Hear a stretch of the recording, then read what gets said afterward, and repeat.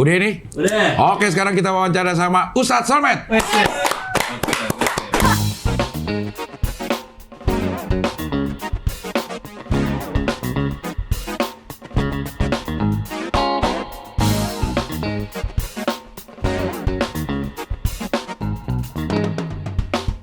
Assalamualaikum Ustadz. Waalaikumsalam warahmatullahi wabarakatuh, Encinggu. Sehat. Alhamdulillah walafiat. Udah laku rumah 80 miliar. Gua berharap mudah-mudahan pulang dari wawancara ada yang nawar lebih serius nih. Itu emang beneran pengen dijual 80 miliar. Gede banget rumah lu, Ustadz. Gini ya, Encing. Pada prinsipnya kita nih hidup harus banyak menikmati ya. Iya. Segala macam proses. Termasuk kalau kemudian prosesnya rumah itu dijual, tapi kemudian untung, kenapa enggak? Orang banyak jual gorengan juga nyari untung kok. Apalagi kalau jual rumah dapat untung, ya kan? Bener. Apa yang mau dipaksakan untuk nggak bisa, nggak boleh? Jual aja. Ntar cari tanah lagi, bangun rumah lagi. Simpel kan? Gak usah 24 miliar itu bener bangunnya 24 miliar. Jangan lu turun-turunin dong. Berapa? Kan 80 tadi. Ya kan mau jualnya. Iya mau jual 80. Jangan lah di atas lah 24 di atas dong. Modalnya? Modalnya di atas dong. Oh, Iya. lebih dari 24 miliar. Ya lebih. Itu gua rasa tuh berita di itu tuh kayaknya tuh yang di Kebon Jeruk tuh. Iya. Iya, rumah gua yang di Kebon Jeruk iya. Kalau yang di Yang di CSEng lebih. Lah. Itu yang luasnya berapa? Hampir 5.000 tapi kurang lebih 4.500-an lah kurang lebih. Gue mah pernah ke sana ya beberapa kali gue ke sana, tapi belum jadi waktu Belum itu. jadi waktu itu, tapi itu belum jadi. Pas udah jadi gue sebel banget, Encing kagak dateng gitu. Orang udah pada dateng, nggak ada kabar gue. Katanya mau ada itu apa namanya? Acara selamatan. Iya, rencana kan Januari. Iya. Keburu selamatan se-Indonesia. Yang ngedoain langsung se-Indonesia. Gitu kan. Aduh, gimana nih janji gua mancing nih. Tapi insya Allah lah, lebih kesyukuran aja nanti kita ya. Iya. Tapi kan itu gue tahu itu prosesnya lama. Lo punya rumah, punya tanahnya udah dari lama kan? Betul. Bukan ujuk-ujuk aja. Betul. Karena kan saya ya, Cing ya, Iya. dengan istri ini boleh dibilang rajin nabung tanah. Arti nabung tanah tuh kalau ada uang, ya udah beli aja tanah. Dari mulai yang murah, kalau nanti ada jodoh rezekinya, dijual kan bisa dengan harga yang tinggi saat itu gitu loh. Modalnya mungkin modal lama, tapi kalau tanah tuh jualnya harga baru. Yeah. Nah beda kalau kita punya mobil. Modalnya modal baru, jualnya harga lama. Nah itu bedanya antara tanah dengan mobil misalnya, atau motor misalnya. Nah yang di Ciseeng itu proses dari punya tanahnya dari tahun berapa? Seingat gue sih di tahun 2020 ya, Cing ya. Seingat gue ya tahun 2020. Kan ada pohonnya, gue ingat banget ada pohon yang lo bilang, Ustadz, bokap gue nggak boleh nebang nih. Ya. Artinya waktu bokap masih hidup. Masih hidup udah beli tuh rumah. Udah beli tuh tanah, udah ada tuh tanah gitu loh. Nah, jadi itu kan pada saat gue mau bangun, kan bokap pasti diajak dong. Yeah. Artinya mau ngasih tahu bahwa ayah ini nanti rencana tempat tinggal kita. Ini posisi buat anak-anak, posisi buat kami, maksud gue sama April. Ini musola, ini. Nah, ini tempat ayah gitu. Tempat ayah sama emak gitu kan. Pas di sampingnya ada pohon rambutan. Nah saat itu ayah bilang, Cok, ini mah pohon jangan ditebang ya. Karena kan ayah tahu konsep kita kan Timur Tengah. Kan hampir nggak ada di Timur Tengah pohon rambutan. Iya. Yeah. Ini mah jangan ditebang ya, takutnya gue tebang. Oh enggak ya, kenapa emang? Enggak, saya mau duduk-duduk di sini ntar. Kalau ada tamu saya, teman saya mau duduk di sini aja nih, mau nongkrong. Nanti saya mau beli meja sama kursi. Nah, terus ini ada lahan sedikit nih. Nah ini buat saya nanam-nanam. Nah, kalimat itu kalimat yang gue iyain. Nah, dengan izin Allah, takdir Allah, kemudian 2021 ayah meninggal kan. Tapi kan itu masih nempel gitu loh. Toh nggak ada ruginya juga tuh pohon gua taruh di situ dan tetap gua pertahankan walaupun sekarang udah mulai mati seiring sejalan ayah meninggal dunia tuh mulai tak gitu. Sempat tumbuh nggak rambutannya? Sempat kita nikmatin tuh, Cing. Suara rambutan juga. Masa alpukat. Ya, siapa tahu ada orang nanam singkong tumbuhnya jagung. Nah dulu nih gue lagi mikir gimana. Udah. Jangan dipikirin. Iya. Jangan tambah beban pikiran gue lagi. Tambah beban pikiran lagi. Tapi sekarang udah tinggal di situ. Sudah alhamdulillah, sudah mulai menetap lah di situ gitu, Cing. Walaupun kadang masih bolak-balik kalau acaranya misal lebih dekat dari Jakarta, ya udah ntar gue ke Jakarta gitu. Nah, hari ini kan ini antara Jakarta dan Bogor tempat lo. Iya. Iya, jadi gue netapnya dari sono. Nggak terlalu jauh sih dari sini ya. Nggak, sekitar 1 jam lah. 1 jaman. Iya. Itu memang, lu bilang tadi hobi beli properti. Itu dari tahun berapa ya, Ustaz? Ya, seingat saya ya, Cing, waktu awal-awal dulu orang hobi punya mobil. Ya, sebutlah ada Lambo misalnya. Iya. Nah, udah selesai. Istri tuh nasehatin. Mungkin karena bapaknya bandar tanah kali ya. Iya. Baba itu almarhum bandar tanah, tanahnya banyak, jadi tahu banget ilmu bagaimana tanah itu di kemudian hari gitu. Nah, terus saat gue lagi seneng-senengnya main mobil, April bilang, "Bi," kata dia. Gue dipanggil Bibi. Baby. Gue kayak ngikutin dia, Buya. Tapi datang ya waktu gue datang dong, datang. Sampai habis nggak? Sampai habis, sampai lu pada foto-foto, terus gue pergi karena gue sedih gak ada yang foto. Iya. Terus kita udah sering motot, teman-teman yang belum pada moto kan kasihan, Iya. jauh-jauh datang dari mana-mana gitu. Iya. Akhirnya gue izin pamit ninggalin setelah semua udah selesai, Ci. Oke. Gue harus pastikan bahwa acara lu berhasil, sukses, baru gue pergi. Anjay. Gue nggak mau teman gue punya acara nggak berhasil, gue pastikan. Security. Malah jadi security jatuhnya. Iya. Akhirnya April bilang coba deh invest di properti. Iya, dia bilang, Bi, kita nih nggak pernah tahu bagaimana ke depan.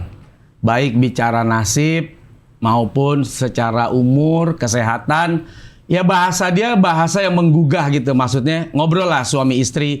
Ya kalau kamu masih terus sehat, kalau kemudian kita nggak tahu aku atau kamu sakit atau umur kita udah nggak ada, bagaimana nanti dengan anak, bagaimana nanti dengan masa depan mereka, bla bla bla. Pokoknya panjang lebar itu bikin gue jadi iya ya. Kenapa enggak gitu loh? Karena selama ini gue berpikir kalau punya duit ya gue nikmatin. Karena kalau tanah itu tidak kelihatan, seperti tidak sedang menikmati uangnya. Iya. Nah, dari dialog itulah gue sama April, akhirnya gue beranikan diri, mulai gue beli tanah. Lama-lama, Itu udah tahun berapa tuh? gue pertama beli yang di Ciputat tahun berapa ya, Cing ya? 2000, mungkin 4 tahun kayaknya abis nikah ya, sekitar 2015 kali. 2015-an. 14-15 lupa deh gue. Nah dari situ ya gue berpikir ketika ada maaf ya orang nawar gitu, Cing. Hah? Iya ya. Tawarannya lebih gede gitu dari yang dibeli modal awal. gitu. Mulai di situ ketika punya uang nabung tanah. Tapi saat nabung tanah itu gue selalu berpikir sebelum cerita jual ya, Cing. Sebelum cerita jual gue selalu berpikir kalau ini tidak dijual ini mau jadi apa. Nah makanya ada beberapa villa. Walaupun cerita awalnya kita berpikir bahwa satu waktu ini kalau dijual bakal A, B, C, D, E. Tapi sebelum cerita itu, gue harus tahu dulu ini kira-kira bakal dijadiin apa. Karena gue sama April berpikir kalau pikiran gue tanah ini produktif, berarti orang lain juga bisa berpikir yang sama. Sehingga mau beli tanah gue, gitulah pikiran gue waktu itu. Dan ternyata benar, berkali-kali lipat gitu loh harga yang ditawarkan oleh orang saat gue punya tanah di situ. Dan di situ yang bikin gue akhirnya tek. Gitu. Ada yang dijual berarti? Ada. Untuk beli yang lain? Untuk beli yang lain. Jadi gini, konsep gue sama April itu pertama, kita punya tanah nih. Misal punya properti. Terus kita jual. Bagi itu, Cing. 1 buat tabungan. 1 buat nikmatin. 1 lagi buat kita beli tanah. Karena saat itu bisa jadi di tempat yang berbeda, tapi dengan kans produktivitas yang bagus, harganya bisa lebih murah dari yang kita jual. Tapi satu waktu tempat itu bakal naik lagi. Jadi kayak gitu. Ada mana contohnya tuh? Begitu yang di Ciputat sudah dijual? Sedang dijual? Sedang dijual. Dan itu sudah ada yang nawar. Karena Ciputat itu prosesnya perumahan. Oke. Ya. Kalau lo jual tanah terus, kan ada villa tuh. Gue juga udah Oh ya di ini di ke mana? semua villa. Ya. Banyak banget villa Ya, lu, Ustaz. jangan gitu dong. ini suka mengundang masalah ini. Komen lagi. Iya. Ini jangan sampai jadi wawan candu ini. Tapi itu produktif, artinya begitu jadi villa. Ya, kan villanya disewain. Disewain, kemudian kita dapat uang, Iya. kemudian kita kumpulkan jadi pundi-pundi terus ya kita beli lagi, misalnya beli tanah, terus kemudian sampai kita sekarang nabung pelan-pelan jadi rumah. Dan bisnis gue itu kan ya gue sih tidak menyebut gue pebisnis hebat, tapi balik lagi pebisnis itu kadang tidak perlu hebat, yang penting bejo, mujur. Iya. Apa namanya, beruntung. Iya. Nah, karena orang beruntung itu kadang-kadang cuman modal mulut aja dia bisa punya segalanya. Contohnya nih. Lu udah ngomong aja udah Iya. rumah ada, Iya. Harley ada, mobil ada, banyak lagi mobilnya. Di rumahnya banyak lagi. Mau bilang apa? Tanah juga ada dari Cibubur kan? Iya. Coba modal mulut doang kan, nggak modal duit lu. Tapi nggak jadi tuh dibeli tanah Cibubur. Gue lagi yang kena deh. Kan udah gue bilang bisnis sama gue tuh enak, udah beli tanah gue tuh di Cibubur. Iya. Udah DP-in dulu aja 1 miliar. 1 miliar DP nih, DP. ya kan? Namanya juga Namanya orang kan mau beli kan? mau beli. Nah, terus? Karena emang kita susah waktunya nih, ente start untuk ke sana. Ya. Nanti kalau udah DP 1 miliar, kita ke sana deh. Kita kesana ngeliat nih. Lihat ya kalau cari waktu yang cocok. Ya betul. Kita ke sana gitu. Ah ternyata Nggak cocok. ya Andre nggak cocok sama ini. Ya Terus? udah nggak apa-apa ya DP angus. Kok jadi gue yang pinter ya? Iya. Ntar satu saat mau mikir-mikir lagi DP lagi boleh. Begitu datang nggak cocok. Ya angus lagi. Ya gitu-gitu aja bisnis gue saat selama ini. Udah banyak beberapa orang yang kayak gitu. Pantes. Tanah banyak. Nggak usah 1 M berapa? 5 juta juga boleh. Cocok. Cocok. Lanjut. Nggak cocok. Angus. Ya udah. Nggak ada yang dirugiin ya. 5 juta kalau 100 orang kenceng juga tuh. Iya makanya ya bisnis gue gitu-gitu aja Sat. Iya. Sekarang nih yang jadi rame adalah kemarin Ya, yang istana Sin ini. Oke. Namanya istana. Gue sampai tahu loh nama-nama tempatnya nih. Ustadz setiap properti itu dinamain sama dia gitu. Ya. Termasuk yang terakhir Istana Sin. Ya. Orang sih kalau orang-orang biasa mungkin nggak jadi ribut. Cuman ini karena melekat Ustadz Solmed. Ustadz. Wih, hidupnya kok gitu kan. Itu gimana sih? Iya. Emang bisnisnya sebesar itu. Jadi orang jadi satu nih ya, orang akan milih nih. Wih, banyak banget duitnya. Jangan-jangan dia tarifin lagi Ya. apa namanya ceramahnya gitu. Oke, itu udah enggak habis. Wih, iya dia ada bisnis emang. Ya tapi masa Ustadz begitu banget sih gitu. Oke. Nah, itu gimana Ustadz? Ya, tadi saya sampaikan sama Encing bagaimana perjalanan dari awal Yeah. kita sudah mulai nabung tanah, Yeah. kita sudah mulai berbisnis dan lain Yeah. sebagainya. Yeah. Artinya ada darah Iya. dari bokap mungkin karena bokap juga pedagang yang mengalir di diri gue gitu, Yeah. Cing. Sehingga orang bisnis, orang dagang itu kan selalu melihat kesempatan, selalu melihat peluang di mana kita bisa mendapatkan keuntungan, Yeah. cuan dengan peluang yang ada di hadapan kita. Nah, ini cerita soal kondisi COVID waktu itu ya, Cing. Yeah. Kita tahu semua lini. Ya, walaupun dia bukan pabrik tikar tapi dia bisa gulung tikar. Betul. Semua profesi, mau dia tukang ojek karena orang semua nggak pergi juga, sehingga tukang ojek juga banyak yang nganggur Iya. karena orang di rumah saja.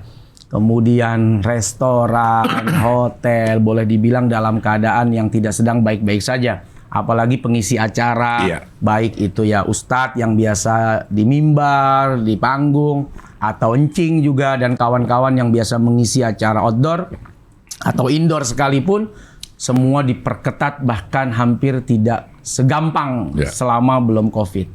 Nah saat itu keadaan pun menimpa gue, Cing, dan keluarga. Sampai gue harus minjem kepada istri. Nah untungnya istri ini, Istri siapa? istri gue. Oke. Iya. Siapa tahu. Iya sih. Yang mana? Yang mana? Yang mana? Yang lalu kan udah enggak. Iya. Ini kan yang baru. Iya, betul. April.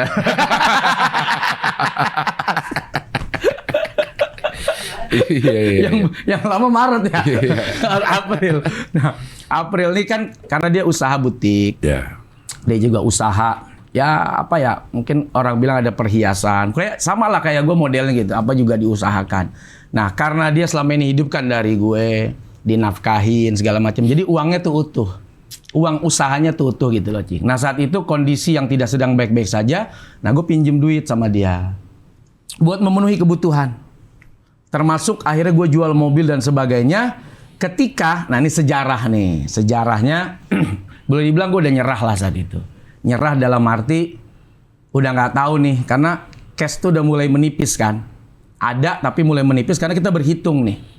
Covid ini nggak bisa ditebak, dari mulai 3 bulan berasa santai, tahu-tahu 4 bulan lah, panjang amat nih cerita Covid. Iya. Nah, keuangan udah mulai menipis. Nah, aset yang paling gampang dijual tuh adalah beberapa mobil.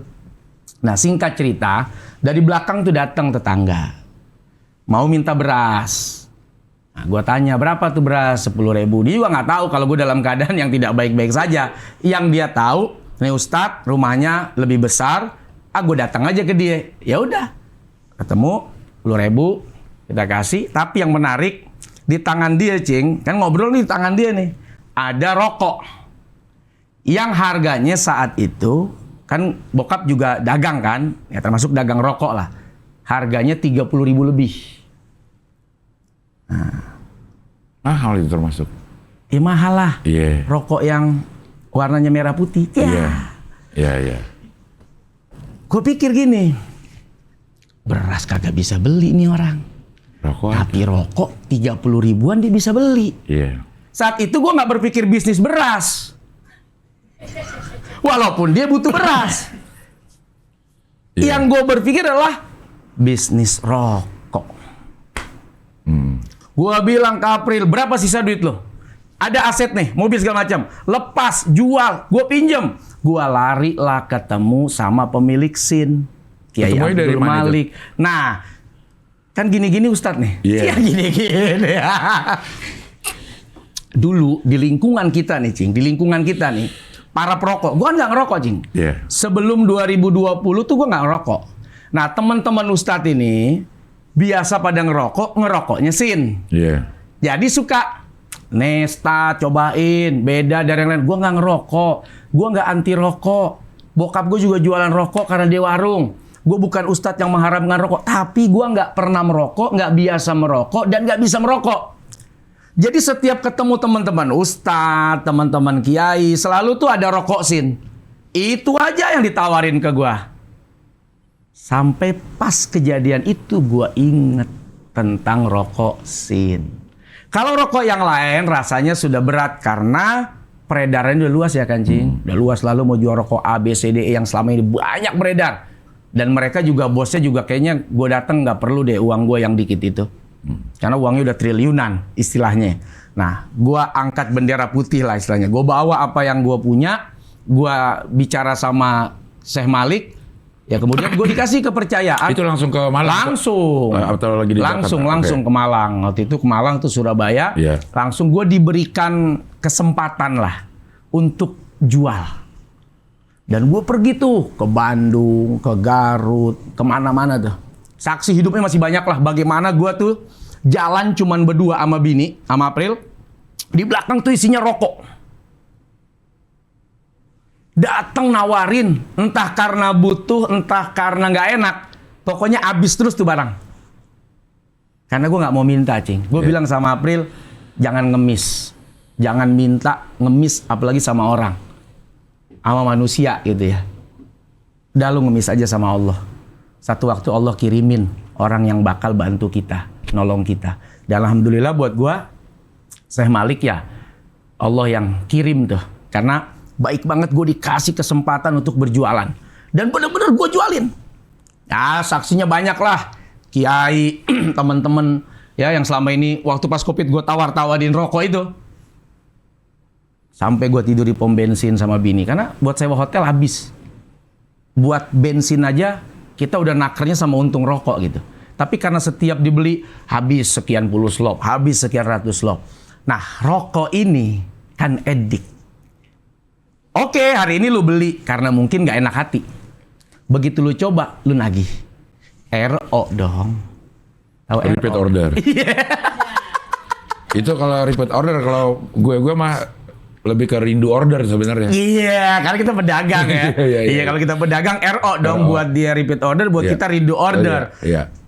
Berapa saat itu rokok yang habis, segitulah repeat order datang ke gue. Dan itu seiring waktu berjalan, di tahun yang mau keempat ini, Cing, dari 2020, gue dikasih mainan. Boleh nggak gue kasih tunjuk mainan? Boleh. Apa mainannya? Ini mainan gue. Kepo. Ini mainan gue. Selama ini gue mainin banyak mainan.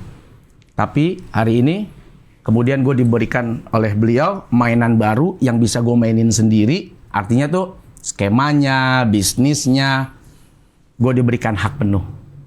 Karena perjalanan gue juga panjang dalam gue nggak sebut gue membantu, justru gue yang dibantu gitu loh. Dengan diberikan kebebasan berbisnis dari manajemen yang koperasi, manajemen yang multi levelnya, manajemen yang jual konvensionalnya, dan sekarang gue bikin manajemen agen affiliate marketing.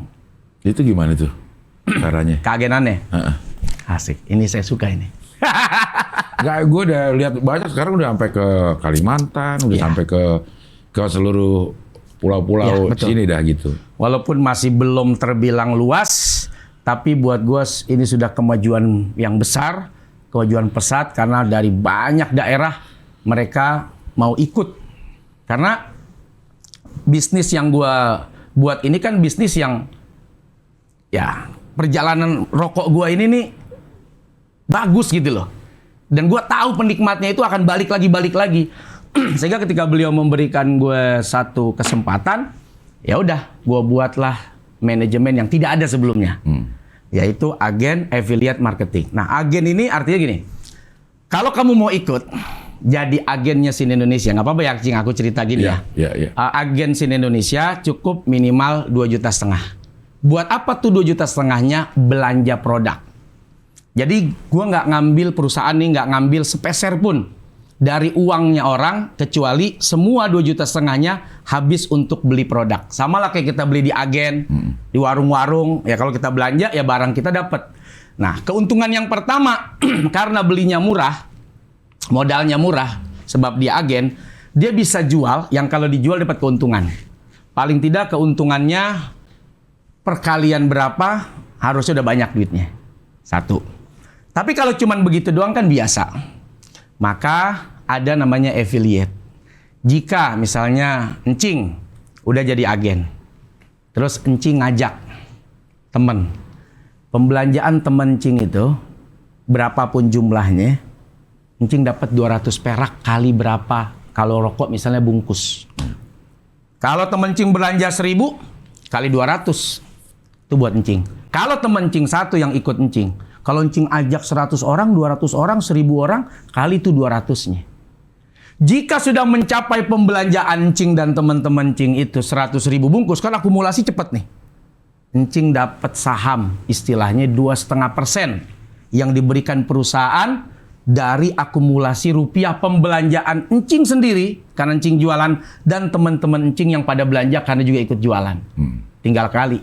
Kalau misalnya pembelanjaan mereka 10 miliar total, ya 2,5%-nya buat Encing berapa? Bisa nggak sekarang aja itu? Ya maksudnya kalau nggak sampai target ya angus gitu. Orang mah jualan dulu baru dikasih. Ini ada cerita. Bisa nggak itunya dulu? Jualannya belakangan. Ini romannya kayaknya 3 hari tutup ini toko. Tapi itu kayak MLM lah ya. Tidak. Oh, bedanya apa? Tidak. Boleh diminum dulu? Boleh, silakan lah. Boleh, silakan. Kayaknya itu MLM, Ustaz. Tidak. Bedanya? MLM itu punya konsep sendiri. Punya aturan sendiri.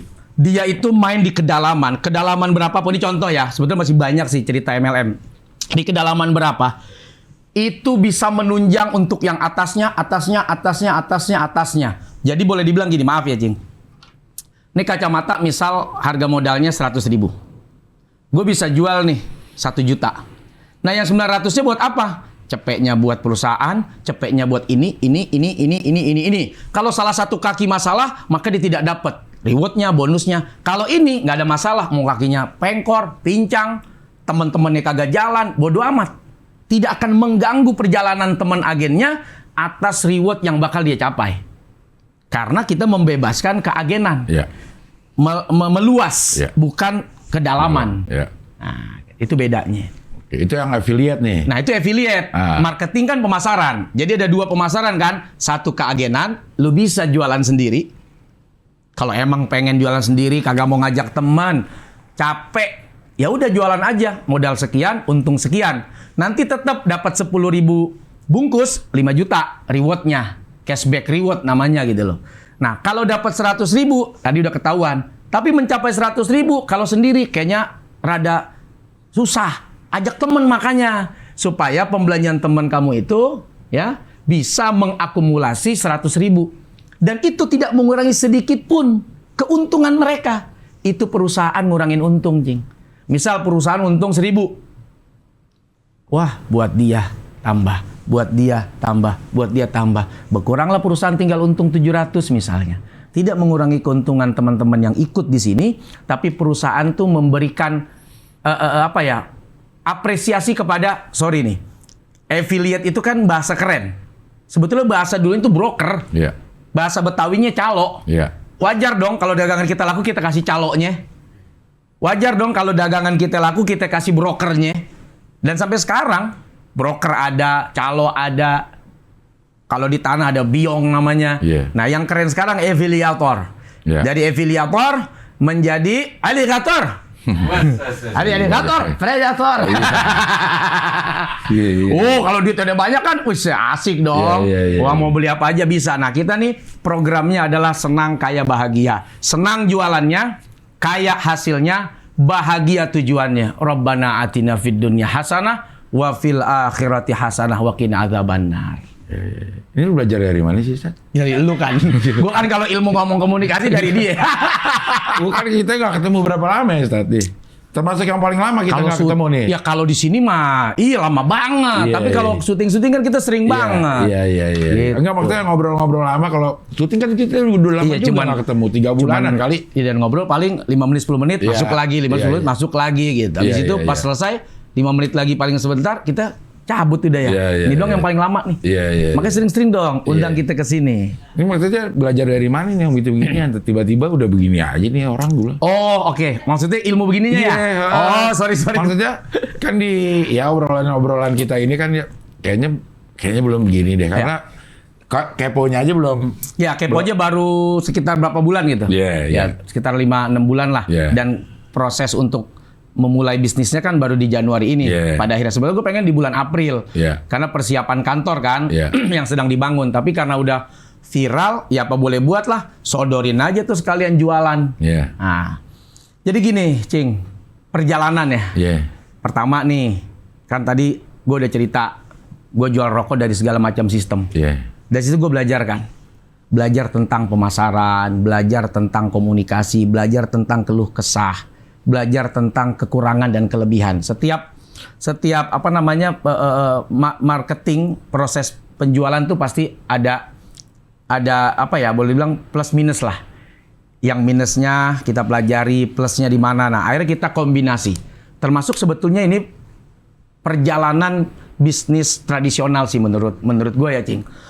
Dulu bokap gue kalau belanja di Engkoh. Jadi bokap ngewarung tuh belanjanya kan di Engkoh Cina. Terus biasa tuh Om nanti 6 bulan Om kalau Om bagus gitu. Nih belum ada inilah ya, belum ada HP yang kayak gini canggihnya gitu loh. Kalau Om nanti bagus pembelian misal rokoknya atau terigunya atau apanya, Om saya kasih sarung atau biskuit. Ntar tiap lebaran dikasih lagi sarung, itu kan reward. Iya. Reward dari pembelian kita kepada si engkoh yang punya agen ini. Iya. Nah dari situ gue coba memodernisasi gitu lah, Ci. Memodernisasi, kenapa tidak? Kalau kemudian orang belanja di gue sekian banyak, lalu gue berikan penghargaan. Terus kenapa tidak? kalau ada orang ngajak orang lain untuk belanja di tempat kita, yang ngajak gua kasih. Dan ilmu itu kan ilmu yang biasa deket sama kita nih. Contoh deh, Encing mau ceramah deh tuh. Mau ngisi acara misal di Kalimantan. Kadang-kadang kan Encing ada pihak ketiga yang mempertemukan sohibul hajat dengan Encing sebagai talent. Kalau nggak ada dia, bisa jadi Encing tidak sampai ke sana. Iya. Karena ada dia, Encing sampai ke sana dan akhirnya Encing dapat rezeki. Wajar nggak kalau Encing kasih dia? Wajar. Wajar. Itu affiliate. Itu sudah sering kita dapatkan. Nah, kita tuangkanlah dalam bisnis. Ayo, yang mau jadi afiliator nggak apa-apa. Kamu bisa kok ngajak teman kamu, sekalipun kamu nggak belanja, tapi perusahaan kasih kamu penghargaan. 200 perak ya, per produknya misalnya. Kan keuntungan kita udah tahu. Ya bagi-bagi aja untung. Buat orang yang bantu kita, buat orang yang ikut membantu penjualan kita, buat orang-orang yang terlibat dalam bisnis kita. Nggak ada salahnya. Kurang untung bukan berarti rugi. Kurang untung bukan berarti amsyong. Kurang untung adalah bagian syukur kalau kelebihan untung itu bisa memberikan keuntungan buat banyak orang yang selama ini membantu dan membersamai kita. Iya. Ini di bawah perusahaan artinya? PT atau Ya, apa? PT. Pajak-pajakan aman berarti? Ada PT Sin Indonesia Cemerlang. Aman. Pajak-pajakan aman? Aman. Nah, kalau PT ini kan baru kemarin. Iya. Nah, bisa jadi mungkin tahun ini tetap kita laporkan. Tapi kan baru berdiri kemarin nih. Iya. Nah, bisnisnya baru mulai. Iya. Untuk yang agent affiliate marketing. Iya. Tapi kalau bisnis gue kemarin, itu ceritanya pribadi. Iya. Misal waktu tadi gue cerita tuh, Iya. beliau kasih gue mainan untuk jualan berbagai produk. Itu pribadi. Tapi kemudian ketika sudah diberikan, sistem yang dibebaskan oleh beliau, kemudian rokok yang dieksklusifkan oleh beliau, baru kemudian harusnya di bulan April kita launching. Tapi karena keburu viral, sekalian aja lah gua launching di bulan Januari ini gitu. Iya. Saya Malik kaya banget ya, San? Lebih kaya dari gua pastinya. Nah, iyalah. Ya karena gue jualan rokok dia aja, gue bisa kaya gimana? Dia yang punya, beliau ya kan? Tapi beliau ya secara perusahaan kan ada perusahaannya. Iya. Ya pajak iyalah, pribadi pajak iyalah. Termasuk kita kan juga ada SPT kalau pribadi kan. Iya. Encing sering ngajarin saya tuh. Ingat gak waktu di pas syuting? Saat nih pajak begini cara ngitungnya buat pribadi bla bla. Oh iya segala macam. Iya. Nah, Iya. artinya dari cerita yang ngobrol kita bahwa kita ini insya Allah orang yang taat pajak lah. Iya. Nah, walaupun kemudian bisa jadi pajak itu udah dibayar saat kita tanda tangan kontrak kan. Iya. Nah, terus sih ngajarin, iya Ustaz, tanda kontrak memang udah dibayar. Tapi kadang-kadang uang yang masuk itu diakumulasi lagi untuk dibayarkan lagi. Ya itu pun sudah kita SPT laporan. Progresif namanya itu. Progresif ya. Iya, Nah, iya, itu. iya. Banyak belajar soal komunikasi pajak justru malah dari Encing, bukan dari orang pajaknya saya. Nah, makanya beli. Apa ente duta pajak? Iya. Kok tiba-tiba bicara pajak di tengah-tengah syuting gue kemarin? Iya, karena saya lihat sih jangan-jangan dia nggak bayar pajak.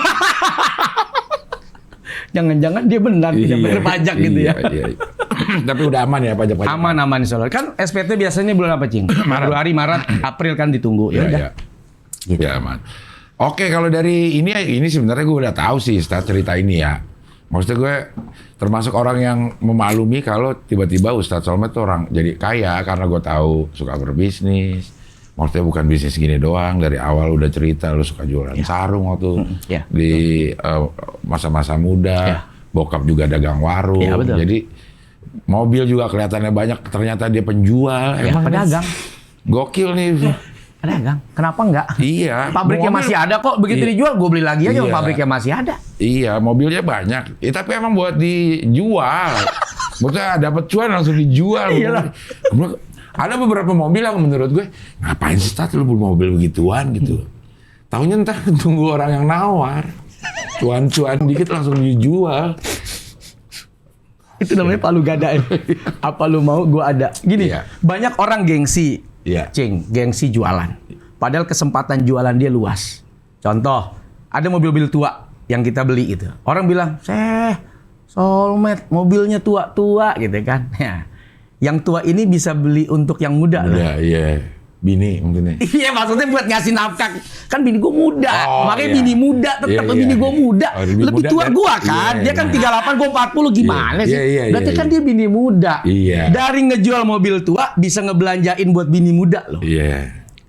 Misal ya, ada mobil harga 80 juta, mobil tua gitu kan. Orang bilang, "Set, masih pakai mobil tua aja." Tunggu loh. Ini besok, gue kalau udah untung 10-20 juta, kali berapa mobil yang gue jual begini, gue bisa beli loh mobil yang Baru. Orang banyak malu. Ngapain gue jualan mobil tua? Wah, gengsi. Itu harusnya lo dapat walaupun satu mobil untung 10 juta, 15 juta, lu kehilangan gara-gara gengsi lu itu. Melihat siapa gue mesti jualan mobil atau siapa gue masih jualan sarung. Kan kayak Jing tadi bilang, gue masih jualan sarung. Iya, sarung kalau satu mungkin untungnya 10.000. Lah kalau sarungnya jumlahnya ratusan ribu saat waktu gue jualan itu, kalinya berapa? Nah banyak orang, bahkan teman-teman deket tuh nge-WA. Set, soulmate gitu. Lu masih aja jualan sarung. Emangnya lu belum kaya? Gue bilang, gue mau makin kaya. Karena dia berpikir, sarung berapa sih untung? Iya, kalau jual satu sarung. Kalau jualnya 10.000 sarung, 100.000 sarung, 1.000.000 sarung, kali dia tuh 10.000. Nah, bayangin, kita punya teman dekat aja, apa yang kita tampakkan sebagai motivasi jualan, dia belum tentu nyangkut kok. Belum tentu termotivasi. Dalam tanda kutip, dia malah seperti ngenyek. Udah kaya, masih aja jual recehan. Kata dia, recehan kalau satu. Lah kalau banyak. Iya. Kalau gue sih ngeliatnya Ustadz kayak, ini Ustadz Somad ngapain sih? Gue pikir koleksi. Awalnya. Ngapain sih koleksi begini? Taunya dia jualan. Siapa? Makanya kalau kita syuting ya Cing ya, Cing selalu ngeliat kan, gue tuh suka ganti-ganti mobil. Dari mulai mobil yang muda, mobil yang tua banget, mobil yang mogok di studio. Mogok studio sampai satpam. Katanya, "Stat, emang gak ada mobil lain?" "Udah lu jangan berisik lu." Sampai gue nyari bensin, lu boleh tanya tuh satpam tuh, "Pak siapa gitu ya?" Tuh nyari bensin Cing, habis bensin gue karena kilometer kagak jalan. Ngapain sih gue nyusahin diri pakai gituan? Tapi karena itu barang dagangan, gue mesti tes apa yang jadi kekurangan mobil ini. Karena mobil lama ya. Karena mobil lama, jangan sampai begitu habis gue jual baru nyampe depan rumah gue udah blok. Kan gue nggak enak. Mau lari gue di depan dia. Jadi gue tes dulu tuh mobil tua, biar kata ke studio. Makanya Cing heran, apa sih bawa mobil tua-tua begini? Tuh gue lagi ngetes. Bener, wah kagak jalan nih. Bukan kilometer, petunjuk jarum bensinnya. Habis. Beli, akhirnya benerin dulu. Baru kita lepas. Baru kita jual. Gitu. Motor juga gitu. Berapa kali gue tawarin Cing? Cing mau nggak? Gue udah punya motor. Terus begitu Cing mau, udah laku Cing. Cepet amat kata Cing. Ya cepet lah. Jadi semua lo dagangin ya? Gue juga bisa dagangin lu kalau ntar pas musim pilkada. Kalau Dulu mau hampir, pilkada tapi nggak nih. jadi. Pas Covid tuh, Iya. gue lagi dagangin dia. Covid, ya aduh, amsyong deh.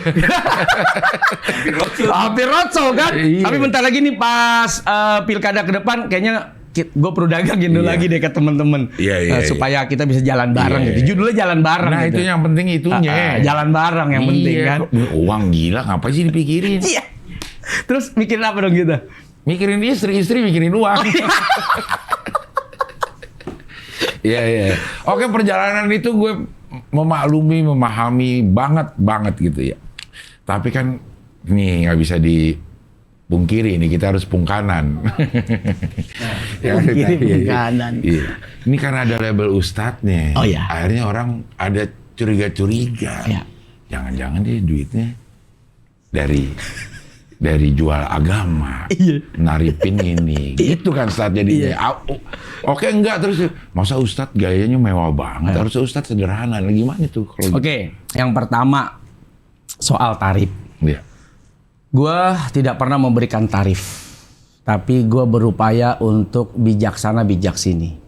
Setiap orang bikin acara tuh biasanya punya persiapan untuk menjamu tamu-tamunya, menjamu pengisi acaranya, termasuk Encing ketika diundang mengisi stand up comedy.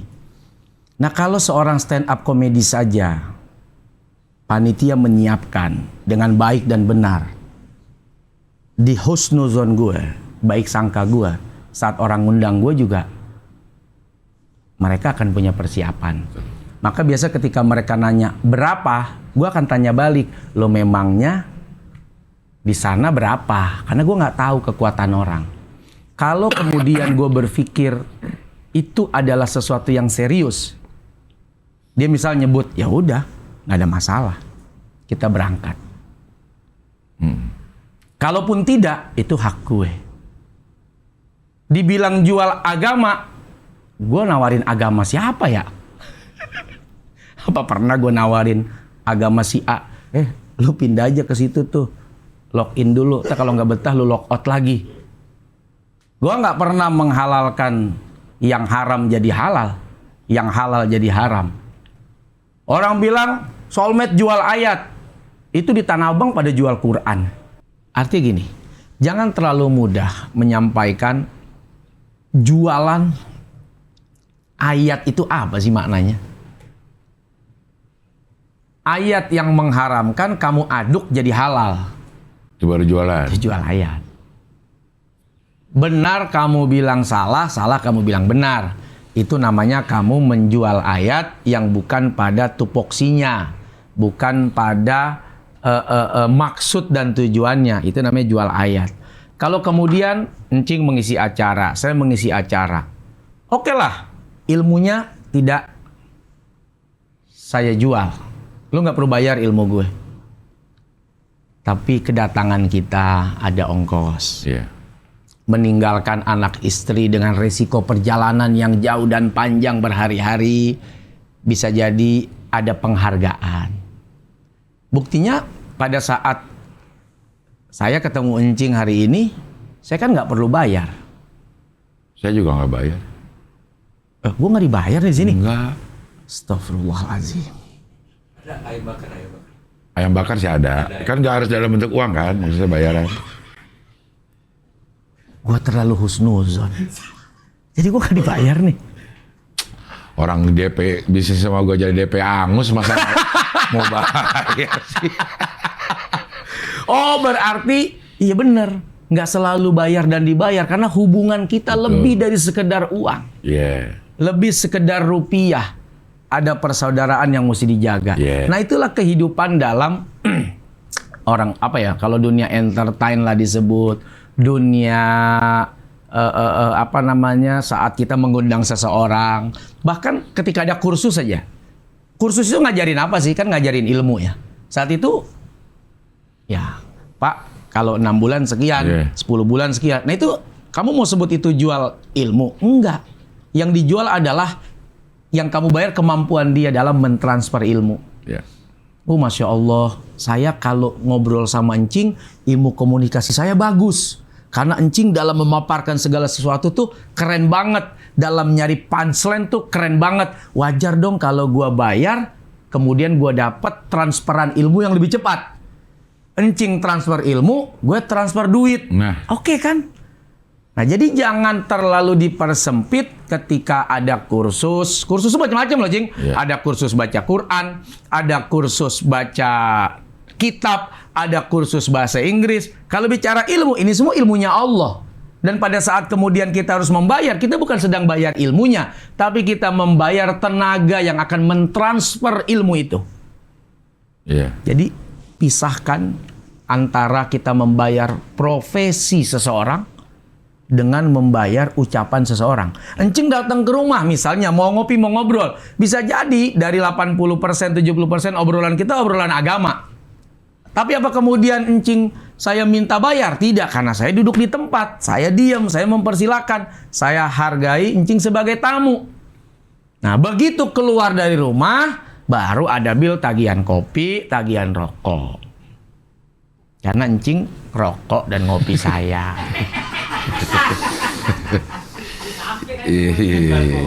Di Cafe Simsalabim. Karena ngobrolnya di kafe. Iya.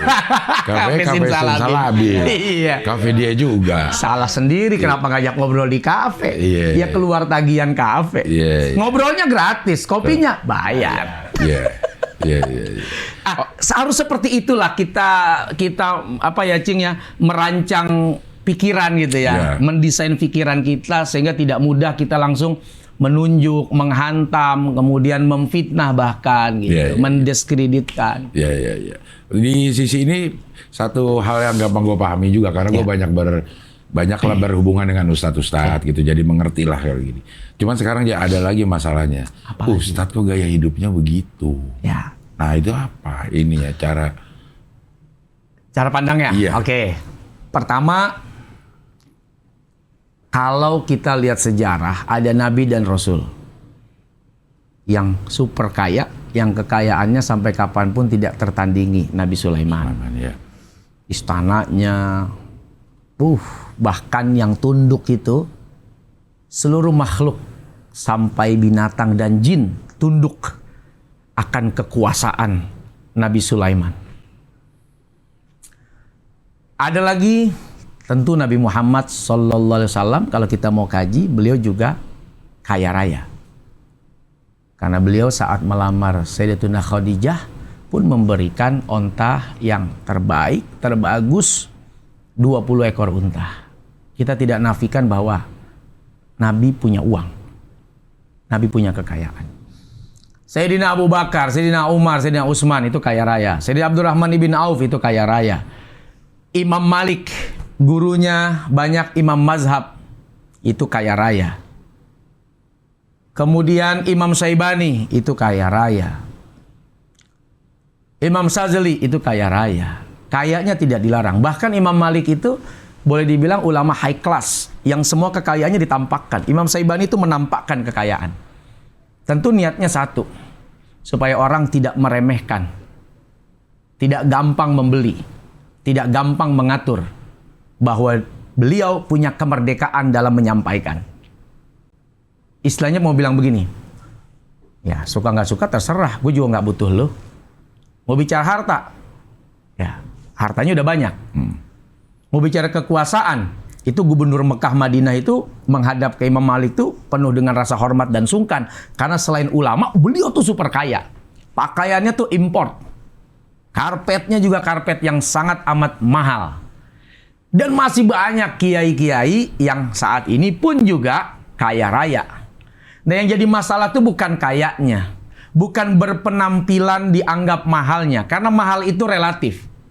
Misal, contoh lah, encing pakai handphone nih yang harganya 30 juta. Di kalangan konglomerat, bisa jadi kita nih sederhana masih bagus, jadi lebih miskin lagi sama dia. Yeah. Karena dia punya handphone yang harganya bisa 500 juta. Iya. Kan ada tuh handphone merek yang V gitu. Itu ya? Iya, udah disebut lagi. Itu sampai miliaran kan. Bisa jadi pakai ini aja udah sombong. Tapi di kalangan orang yang handphone keypad copot, zaman dulu. Ya Allah cing.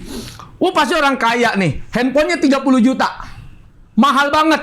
Cing kalau dibeliin gerobak bakso berapa nih? Nah, bandingannya ke gerobak bakso. Bandingannya ke gerobak somai misalnya. Jadi kaya itu relatif, mahal itu relatif. Tergantung sudut pandang dan di mana kita berada. Buat orang yang di atas kita, bisa jadi kita tidak masuk kategori kaya. Tapi buat orang yang mungkin ekonominya ada di bawah kita, kita ini orang yang sangat kaya. Maka kaya itu relatif, hedon mewah itu relatif, tergantung kita ada di mana, berada di mana, bersama dengan siapa. Pakai jam 50.000 itu sama muternya, sama jumlahnya, tetap sampai jam 12. Tapi begitu kita berada di tempat yang high class, dia jamnya misalnya 10 miliar, kan ada tuh Cing ya? Iya. RM. Robert. Richard. Oh, Richard ya. Robert. Misalnya Richard Iya. Mille. Ada yang lewat. Oh, pakai yang lewat sih. Pakai lewat gitu. Ini orang bener. Iya orang barusan. Takut. Bener ya? Bener. Tiba-tiba kok ada orang. Loh, kok buka sendiri? Buka sendiri. Lah. Loh. Iya. Misalnya contoh Richard Mille, itu Iya. kan harga jamnya ada yang 5 miliar, ada yang 10 miliar. Sama putaran jamnya sama. 24 jam jam juga. Angka di sininya juga jam 12 sampai ke jam 12 lagi, Iya. sampai ke jam 12. Tapi begitu uang deh tuh. Jam yang kita beli misalnya 100 juta. Berada di tengah yang jamnya 10 miliar. Bisa jadi dia mengkategorikan, ya orang miskin ini. Jamnya 100 juta. Iya. Karena jam mereka 10 miliar. Tapi begitu dibawa ke tempat yang mungkin secara ekonomi tidak seperti kita, orang kaya jamnya 100 juta. Jadi, di mana posisi kita jadi kaya? Dan di mana posisi kita jadi miskin? Saat bersamaan orang menyebut kita kaya, saat bersamaan orang ada yang menyebut kita miskin. Saat orang menyebut kita miskin, saat bersamaan orang menyebut kita kaya. Bingung kan? Kapan posisi kita di waktu yang bersamaan kaya dan miskin? Di tengah konglomerat bisa jadi kita miskin. Di tengah teman-teman kita yang mungkin secara pekerjaan, secara ekonomi tidak seperti kita mungkin orang yang disebut sebagai orang kaya. Jadi kaya, mahal itu relatif. Tergantung kita berada di mana, dengan siapa, dan cara pandangnya seperti apa. Iya. Pusing nggak sih, Tat? Ngeladenin komen-komen gitu. Karena gue lihat lo bagi-bagi sedekah waktu itu juga dikomenin negatif. Ya. Terus ketahuan punya banda banyak, Ya, dikomenin juga negatif. Kayak nggak ada yang bener. Bingung jadi gue ya. Kan pernah lo beberapa kali posting. Bahkan kalau rumah mungkin yang posting orang. Kalau hal-hal yang kayak bagi-bagi kan sebetulnya lagi betul. COVID tuh. Betul. Ya. Itu juga komennya negatif juga. Ya. Ridon nas ghoyatun la tudrok. Kita kalau hidup cuman mencari senangnya menurut orang, baiknya menurut orang, ridhonya orang lain. Sampai kapanpun kita nggak akan pernah sampai tujuan itu, Cing. Ngasih 1 juta, pelit. Padahal 1 juta loh. Nggak ngasih, pelit. Jangan ngikutin kata orang. Maka terlalu banyak waktu kita habis dengan sesuatu yang sia-sia. Padahal sia-sia itu banyaknya di Jawa Barat. Karena aing-aing. Aing-aing dan sia-sia. Sia-sia, iya. Itu adanya di Jawa Barat. Betul. Dan gue jadi orang Jawa Barat juga. Ciseng. Iya. Nah, kalau kita hanya mengikuti maunya orang, walaupun kita baik, tetap kita tidak bisa terlepas dari lisannya orang lain. Bahkan kalau kita mau naik ke lebih tinggi lagi ya, Cing. Allah Subhanahu wa Ta'ala itu kan maha suci, maha mulia, sempurna. Tetap lisan manusia dengan segala macam kalimat-kalimatnya juga. Iya. Rasulullah pun demikian. Tidak selamat juga dari banyaknya komentar orang. Padahal Rasulullah itu manusia yang mulia, akhlaknya istimewa, bahkan tidak punya dosa, maksum, dijamin oleh Allah masuk surga. Tapi tidak selamat juga dari lisan orang-orang yang jahat, yang tidak suka. Nah, kalau Rasulullah, sahabat-sahabat yang jauhlah keistimewaannya dibandingkan kita, mereka juga tidak selamat dari lisan orang, apalagi seorang soulmate. Masa minta tidak ada yang tidak komen jelek sama kita. Tidak selamat dari tulisan orang, kalimat orang, video orang yang menyebut dengan bla bla bla bla bla bla. Siapa saya? Kalau beliau-beliau aja tidak selamat kok dari lisannya orang lain dan tulisannya orang lain, apalagi saya. Harus sadarlah, dengan segala kekurangan. Tapi balik lagi, selama on the track, selama yang kita lakukan benar, maka kebenaran kita bisa dipersalahkan. Tapi kebenaran tetaplah kebenaran, walaupun dipersalahkan. Iya. Jadi emang nggak dipikirin sama sekali? Nggak saya pikirin, kadang saya baca. Baca baru kepikiran? Iya, baru kepikiran. Enggak. Karena udah biasa kali ya, Cing. Udah biasa kali ya. Makanya saya kan nggak tutup komen. Karena udah biasa gitu kayak. Itu kan muncul di notifikasi gitu. Saya baca aja, ya Allah. Orang ini kenapa ya? Saya punya uang, saya bisnis dia nggak mau. Kok dia marah-marah? Ini orang lagi kenapa sih? Saya punya rumah, dia juga pasti pengen punya rumah. Terus saya punya rumah, dia marah-marah. Ini orang lagi kenapa sih? Saya cuman berpikir, ini orang kenapa ya? Kasihan sekali gitu loh. Apa yang salah dari dirinya dan apa yang salah dari saya gitu kan. Saya suka baca gitu. Nah kalau saya merasa kayak, aduh kalimatnya, itu kata-kata binatang, kotor, itu ke saya banyak. Tapi saya cuman baca, ya Allah. Untung gitu. Saya tidak begini gitu. Mentalnya gitu. Iya. Ini kan perkara mental gitu ya. Mungkin nauzubillah ya, mungkin apa dia lagi susah, lagi parah keadaannya gitu kan. Sampai orang yang nggak ada urusan sama dia pun dia caci maki. Dia omel-omelin, disalah-salahin, dikata-katain. Itu saya baca itu. Nah, kalau tingkat yang paling lebih tinggi lagi, kalimat-kalimat menyakitkan itu saya jadikan alat untuk mendapatkan tiket VVIP dalam berdoa. Karena Nabi kan berjanji, doanya orang yang terzolimi itu mustajab. Hatta dia kafir. Sekalipun dia non-muslim. Kalau kita zolimin, doanya mustajab. Ya udah, saya ambil aja wudhu, saya sholat 2 rakaat, saya baca tuh kalimat kotornya, saya minta ke Allah. Ya Allah, dengan sebab kezoliman orang ini, dengan sebab kata-kata yang kasar orang ini, kabulkan doaku ya Allah. Ku mintalah semua. Ya Allah, biar bisnisin Indonesia berkembang, biar orang-orang yang bersama kita dalam bisnisin Indonesia ini semuanya punya penghasilan, bahkan jadi kaya, bisa membantu banyak orang. Itu aja ku minta tuh sama Allah. Sehatkan anak-anakku, ya Allah, bahagiakan kami dan orang-orang yang bersama dengan kami, termasuk encing yang bersama denganku. Nah, berarti engkau dapat doaku. amin ya Allah. Biar encing sehat, panjang umur. Jadi itu buat saya jadi kesempatan tiket VVIP dalam berdoa, karena itu nggak ada lagi cerita kecuali mustajab. Itu janji Nabi dan saya percaya dengan janji Nabi. Jadi makanya kalau encing tanya kenapa saya harus sedih? Enggak. Justru itu kesempatan saya berdoa untuk mustajab gitu. Iya. Dan nanti biar Allah yang kasih, yang kirim, gimana caranya doa kita biar terkabul gitu. Iya. Jadi mungkin aja itu salah satu dari doa itu yang dikabul, akhirnya scene Indonesia bisa berkembang. Dan saya terima kasih dengan orang-orang itu. Kalau itu kemudian menjadi sebab wasilah, saya kemudian punya doa diijabah, karena saya termasuk orang yang tersakiti dengan kalimat-kalimat kotor, kalimat jahat yang tidak ada urusan dengan saya, tapi kemudian kalimatnya kotor dan jahat. Ya, saya terima kasih banyak, karena dengan sebab itu saya punya fasilitas untuk berdoa, yang doa itu diijabah, karena itu janji Nabi SAW. Iya.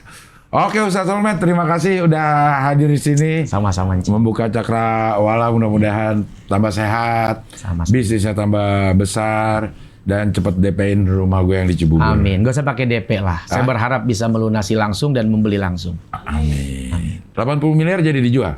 Jadi, kalau ada yang mau, Iya. 80 miliar saya lepas. Iya. Kemudian saya belikan rumah Cing. Nah, Ayo. nunggu itu Ya belinya. enggak juga Oh. lah. Ya kan kalau pas nyambung ke 80M berarti kan langsung cerita cepat Langsung sudah di itu. WA mah ada. Kalau laku lo dapet dah, Cing. Iya. Sekarang kalau laku baru beli. Loh, kan belinya sekian, nanti kan bonusnya ada lagi. Nah, bonusnya dulu sini. Memang bisnis mancing ini Paling top enak udah, ya? top paling enak udah. Paling enak. Bonus duluan, Iya, DP duluan, Iya. hasil belakangan. Iya. Memang enak bener kalau mancing bisnis. Oke, makasih Ustaz. Sama-sama. Sehat selalu, salam buat April sama keluarga ya. Oke, sampai ketemu lagi di wawancara dengan tamu berikutnya.